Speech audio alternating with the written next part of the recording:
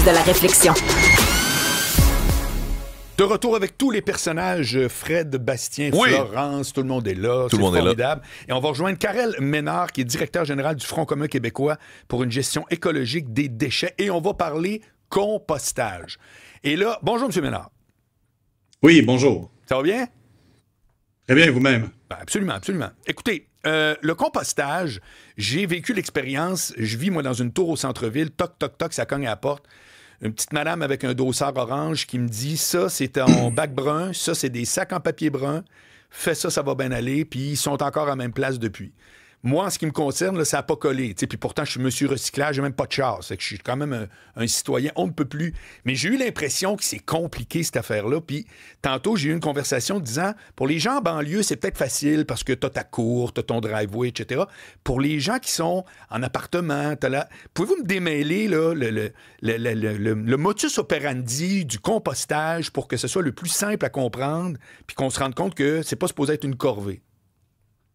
En fait, j'aime bien ta dernière intervention. C'est pas une corvée, effectivement, c'est juste peut-être un changement d'habitude parce que de la matière organique, on en a toujours eu. Avant, on la mettait dans les poubelles et on avait les mêmes problèmes qu'on a si on en a avec le compostage, donc au niveau des odeurs, des petites mouches et ainsi de suite. On avait ça avant aussi.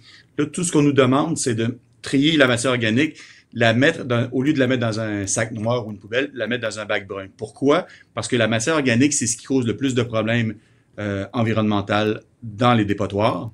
Parce que c'est de l'eau, donc il faut le transporter ça. Ça crée du méthane, donc des gaz à effet de serre, lorsque c'est envoyé au dépotoir dans un milieu qui n'a pas d'oxygène, anaérobie. Et lorsque c'est composté ou biométhanisé, ben là, on fait un produit utile, du compost. Et aussi, dans certains cas, on peut faire du méthane, mais le capter et ensuite l'utiliser comme du gaz naturel. Donc, soit on crée un problème avec la matière organique, soit on crée un produit utile et une énergie renouvelable. Donc, et pour ça, ben, il faut trier la matière, la mettre séparée dans un bac brun ou dans un sac, puis ensuite la mettre au bon endroit. Allons-y, M. Ménard, étape par étape, là. Parce que d'après moi, il n'y a pas 22 étapes, il doit y en avoir très peu, mais moi, elle m'a quand même étourdi, je l'avoue bien humblement. Mais la réalité, c'est quoi? OK, mettons, là, normalement, j'ai une plure de banane, puis là, on jette ça au vidange, puis le recyclage, ça, c'est clair, on a le petit bac et tout, ça va bien pour tout le monde. Qu'est-ce que je fais? C'est quoi les étapes de dire ma plure de banane, là? Voici ce qu'il faut que je fasse. Ben, c'est qu'à la maison, normalement, on a un petit bac de compost ou de matière organique de comptoir, ce qu'on appelle surtout dans les édifices de 9 logements et plus, là, dans les blocs appartements, où on met la matière organique. L'idéal, c'est de mettre peut-être du papier ou du carton dans le fond pour que la matière trop humide ou de l'eau soit absorbée par ça, qu'on ait moins d'odeur, que ce soit plus facile à manipuler. Mais tout ce qui se mange, là, incluant les coquilles ou les plures de bananes, ça va dans le bac de matière organique. Quand je fais un omelette, mettons les coquilles d'œufs, ça va là-dedans. Là. Tout à fait. Tout ce qui se mange ou tout ce qui enveloppe un aliment de façon naturelle, des os de poulet, des os de bœuf, n'importe quoi, des fruits, des légumes, leur pelure, ça va dans le bac de compost, comme on dit. Et c'est tout. Je veux dire, après ça, qu'est-ce que je fais avec le fameux bac? Ben, on va le porter dans un plus gros bac pour qu'il soit ramassé par un camion, comme pour les ordures ménagères. C'est-à-dire, les ordures ménagères, le camion, il passe pas dans la maison. Il faut le mettre dans un sac ou dans une poubelle. Ensuite, on va le porter là où c'est collecté. Si c'est dans un bloc appartement, j'imagine qu'il y a des infrastructures au premier étage ou au sous-sol. Oui. Il doit y avoir des gros bacs bruns au sous-sol qui sont gérés par le concierge de l'immeuble. C'est la même chose avec la matière organique. Faut se déplacer. Oui, c'est sûr que il y a peut-être quelque chose à faire de plus qu'avec les poubelles avant. Avant, on mettait tout dans le même sac, mais on créait beaucoup de problèmes parce qu'on recyclait pas, on compostait pas. Là, on nous a appris à recycler, donc à récupérer nos matières recyclables et à récupérer nos matières organiques. Ce sont deux types de matières qui ont une valeur ajoutée qui valent de l'argent et avec lesquelles on peut faire des choses. Si on les met aux poubelles, on perd de l'argent, on perd des ressources. Par contre, si on les trie de façon séparée, recyclage d'un côté, compost de l'autre et les poubelles, et en fait, les poubelles, il ne doit plus rester grand-chose après, ben on vient de créer des ressources, on vient de transformer une matière résiduelle, un déchet, en ressources. Donc, le compost, c'est exactement ça. Donc, c'est super important parce qu'on évite, comme j'ai dit, une contamination du sol, contamination de l'air, et on crée un produit utile du compost qui est un amendement ou un engrais pour nos terres agricoles qui en ont grandement besoin. Donc, on évite un problème et on crée une solution. Avec le bac brun, on m'a remis des sacs bruns en papier. Oui. Bon, ça, c'est finalement le sac en question dans lequel je dois verser ce que j'ai mis dans le bac dans le sac ou comment ça fonctionne? Ben, le sac, en fait, c'est pour le mettre vos matières organiques dedans. Ça veut dire, soit le sac brun, vous le mettez dans une petite poubelle, ce qu'on appelle de comptoir. D'habitude, c'est beige avec un petit couvercle. Un petit truc, là, ouais. C'est ça. C'est ça. Le sac va dedans. C'est juste pour pouvoir le transporter après et éviter que le bac en question sur le comptoir soit trop souillé par la matière organique là, qui pourrait peut-être éventuellement pourrir ou ainsi de suite. Donc, l'idée, c'est de mieux manipuler la matière organique dans votre bac de comptoir. Donc, c'est juste ça. OK, Fred? C'est le festival des commentaires sur le compostage. Là. Écrivez-nous au 1-877-827-2346. Il y a Nicole de Verdun qui dit « Je mets le sac brun dans mon congélateur. Quand il est rempli, je le descends dans le gros bac brun. Elle habite dans un 3,5. » Donc, elle le fait là, de placer ça dans le congélateur pour éviter les odeurs, etc. Attends, elle prend le sac brun comme moi j'ai eu. Là. Ils m'ont donné ça. Et toutes ces affaires de cochonnerie organique, elle met ça là-dedans. Puis elle laisse ça au congélateur. Exact. Pour éviter les odeurs, les petites mouches, etc. Et puis, une fois que c'est plein, elle met ça dans le gros bac brun en bas qui, lui, ensuite est pris là, par la ville pour le compostage. Ça, c'est une des solutions les plus faciles, M. Ménard? Ouais. Juste avant, M. Boilard, vous avez dit que vous avez utilisé cochonnerie. C'est pas des cochonneries, c'est des ressources. Ça veut dire c'est des matières avec lesquelles on va faire quelque chose d'utile. Donc, si on dit aux gens que ce sont des cochonneries, c'est sûr que ça va pas les aider à faire l'effort. Comme vous dites, c'est pas un effort, c'est un changement d'habitude. Avant, il y a 50 ans, on faisait du compost, on perdait rien, là. Et là, maintenant, depuis 30 ans, c'est tellement facile d'envoyer tout au dépotoir. On pense que ça disparaît. Ça disparaît pas. Ça crée des problèmes chez nos voisins, là, dans les Laurentides ou ailleurs, dans la Naudière, parce qu'on envoie nos vidanges là-bas. À un moment donné, il faut se responsabiliser aussi. Il faut arrêter de dire que c'est des vidanges, des cochonneries. Hein? Je dis, dites pas vidange, c'est pas bon. Non, mais c'est juste qu'il faut bien gérer nos matières, que ce soit recyclable ou organique. Donc, c'est pas des cochonneries, c'est des matières. On vient de dépenser des centaines de millions de dollars pour un centre de traitement de la matière organique à Montréal. C'est parce qu'on la veut, la matière organique, mais on la veut pas contaminer avec des sacs de plastique ou avec du plastique ou autre chose. Donc, on demande aux gens de faire des efforts, j'aime pas ce mot-là, mais de changer leurs habitudes, d'adapter leurs habitudes pour les mettre de côté. Moi, je suis pas là pour que le projet n'ait pas lieu. Pardon? Je suis pas là pour que le projet n'ait pas lieu. Je suis là pour vous dire que quand ça m'a été présenté de même, ça a comme été une étape que j'ai faite. J'ai rien compris. Tu sais. Je vois bien que c'est pas compliqué. C'est pour ça que je veux juste qu'on démêle tout le monde qui nous écoute. Ben, ça, peut-être vous avez raison, parce que ça dépend aussi. Ça veut dire, comme j'ai dit, on investit des centaines de millions dans une infrastructure, mais on investit peut-être pas suffisamment dans la sensibilisation, dans l'éducation des gens, parce qu'on a beau avoir la plus belle usine au monde pour faire du compost, si les gens participent pas, ben c'est un éléphant blanc, là, c'est-à-dire ça sert pas à grand-chose.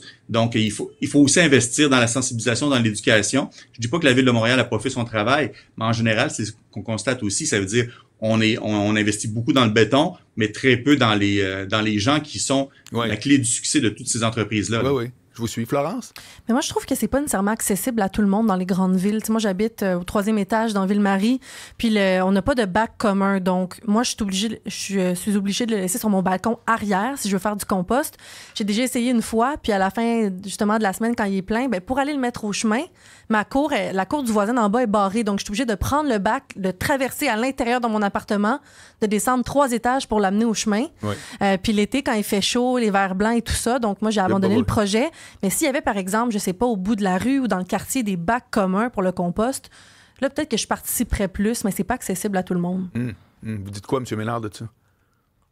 Elle devrait se présenter aux élections municipales, cette personne-là, parce qu'effectivement, ça peut être une solution, effectivement, de mutualiser les équipements. Nous, on a dit ça aussi, parce que là, ça devient compliqué. Le cadre bâti à Montréal ou dans les grandes villes a pas été adapté, oui, parce qu'il a été construit avant, aux nouvelles méthodes de collecte qu'on demande aux citoyens.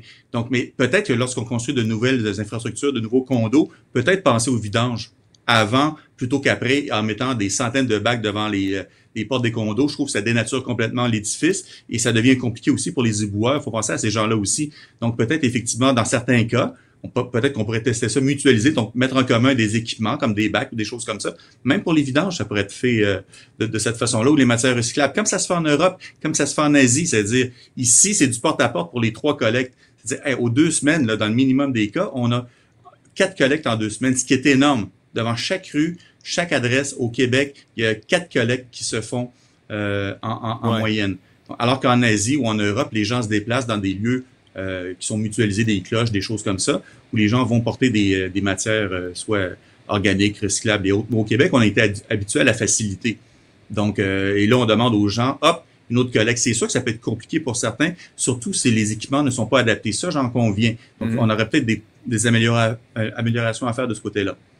Il y a vraiment deux directions dans les commentaires. Là. Ceux qui disent « Ah, je veux pas gérer les odeurs, j'habite pas en campagne, j'habite en ville, je veux pas subir ça. » Et d'autres qui disent « Mais franchement, c'est pas si compliqué. » Là, il y a Julie de Saint-Basile-le-Grand qui dit « Si tu recycles et que tu compostes, t'as presque rien là, dans l'autre sac de vidange, là, finalement. » Il y a Alex, par exemple, lui, il dit « On devrait s'inspirer du Japon. » Je suis curieux de vous entendre, M. Ménard, là-dessus. Là. Au Japon, on brûle tout. C'est des méga incinérateurs pour tout. Avec, lui dit des filtres là, pour pas qu'il y ait de pollution atmosphérique ensuite. Selon lui, c'est une bonne économie de gestion, très peu de déchets avec les cendres. Puis on sait que le Japon, il n'y a pas beaucoup d'espace, là, c'est une île, là. Il y a beaucoup de gens aussi. Pourquoi est-ce qu'on brûle pas tout, M. Ménard? Ben parce que quand on brûle, on détruit une ressource, c'est-à-dire si on brûle du papier, du plastique, on détruit carrément cette matière. Même chose pour la matière organique. Au Japon, il y a des nuances, de la gasification. Des fois, ça se rapproche de l'incinération, effectivement. Mais au Japon, les coûts d'élimination, ça frôle le 1000 $. Ici, c'est 100-150 $ la tonne. Donc, c'est sûr qu'au Japon, quand ça coûte 10 fois plus cher, des solutions comme ça, et aussi il y a un manque d'espace, c'est une île, densité de population beaucoup plus élevée. Pour eux, c'est la solution. Au Québec, ça serait vraiment pas adapté. On chialerait rapidement parce que ça coûte 10 fois le prix. Donc, je fais votre émission plusieurs fois par semaine pour dire que ça n'a pas d'allure. Et puis, on détruit des ressources, c'est-à-dire l'incinération d'autres procédés de valorisation énergétique, c'est pas toujours la solution pour gérer les matières résiduelles. Au niveau des vers blancs, des odeurs, les matières organiques, là, c'est pas nouveau d'il y a 2 ans. On en a toujours eu à la maison. Avant, on les mettait aux poubelles. On avait le même problème d'odeur si on en avait ou de vers blanc. Là, tout ce qu'on demande, c'est de les mettre dans un bac conçu pour ça, bac brun, qui normalement se ferme de façon relativement étanche. Donc, la solution est peut-être aujourd'hui beaucoup plus exemple d'odeur qu'elle était avant de tout mettre ça dans le même sac pêle-mêle. Et comme quelqu'un l'a dit, si on trie pour les matières recyclables, si on trie pour la matière organique, le sac de poubelle, normalement, il ne devrait pas sentir grand-chose, puis on ne devrait pas le mettre si souvent que ça à la rue parce qu'on ne met plus rien dedans ou à peu près là. Puis la fameuse question des sacs, parce que bon, je pense qu'il y a aussi ce problème-là, là, que les gens utilisent des sacs en plastique compostables, mais là, est-ce que ça fonctionne? Est-ce qu'on met ça dans un sac de papier? C'est quoi l'enjeu avec les sacs, finalement? Ben, c'est que les sacs, c'est comme j'ai dit souvent, c'est une fausse bonne idée. C'est-à-dire, les sacs qui soient compostables ou non, premièrement, quand ça rentre dans un centre de compostage, on les enlève parce qu'on ne sait pas si le sac est effectivement compostable, s'il l'est pas, donc on prend pas de chance. Ce sont des machines. Hein. On les enlève puis on les envoie au dépotoir. Même si c'était que des sacs compostables, le temps de compostage de la matière organique est beaucoup plus rapide que le temps que ça prend pour composter des sacs vraiment compostables. Ouais. Donc, ça serait un contaminant. On verrait toujours à la fin du processus des petites particules de sacs de plastique compostable dans le compost et personne n'en voudrait parce qu'ils penseraient que ça serait du vrai plastique. Donc, on nous a vendu des sacs compostables comme étant une bonne affaire, mais ça, c'est justement, il y a le mot vendre dedans. C'est souvent une approche marketing, là, on vend un sac, en fait, on veut avoir votre argent pour ça, mais c'est pas la solution. Certaines villes, comme Montréal, les tolèrent pour différentes raisons. Le centre de traitement des matières organiques à Ville-Saint-Laurent, c'est un centre de traitement fermé. Donc, ça, le ministère de l'Environnement tolère ce genre de choses-là, mais les sacs sont pas plus compostés. Ils sont retirés du tas de matière organique et envoyés au dépotoir.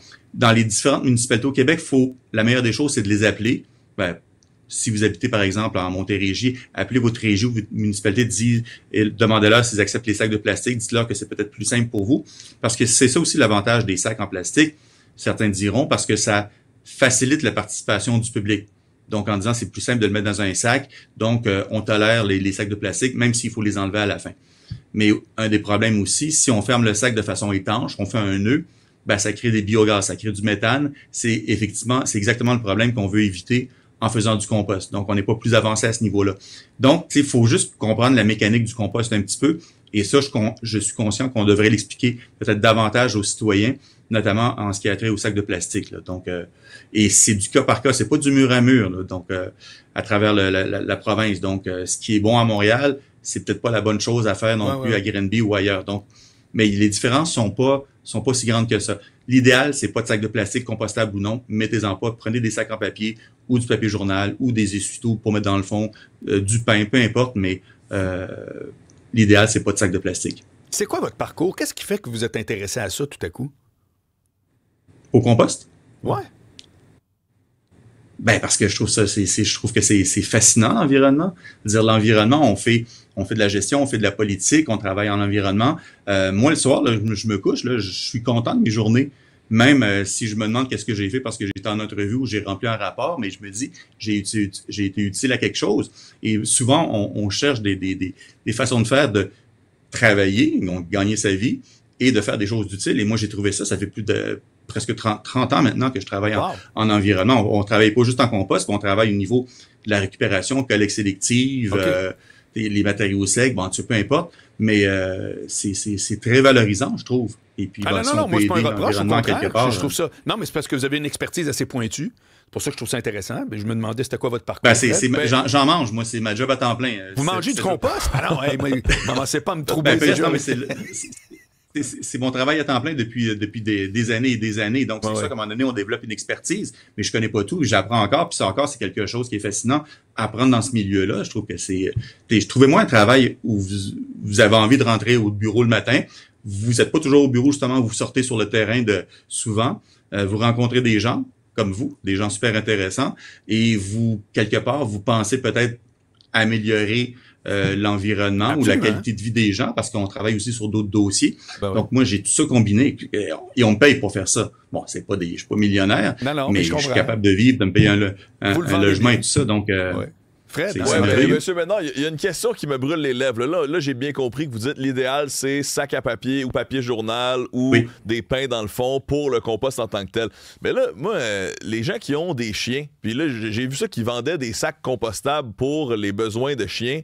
Là, est-ce que ça va dans le compost? Puis, parce qu'on peut pas utiliser un sac en papier pour les besoins d'un chien. Donc là, est-ce qu'on met ça dans les déchets finalement? Comment on gère la question des sacs compostables les matières fécales, on les met pas dans le compost, là, premièrement. Donc, alors, ça va dans les déchets. Bonne question.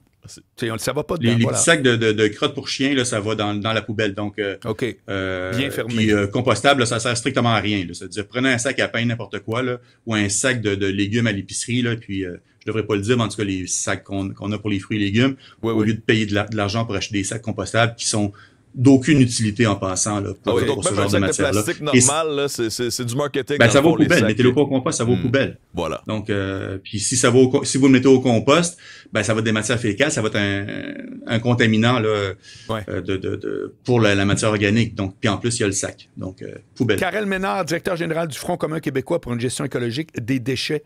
Merci beaucoup. C'était très intéressant.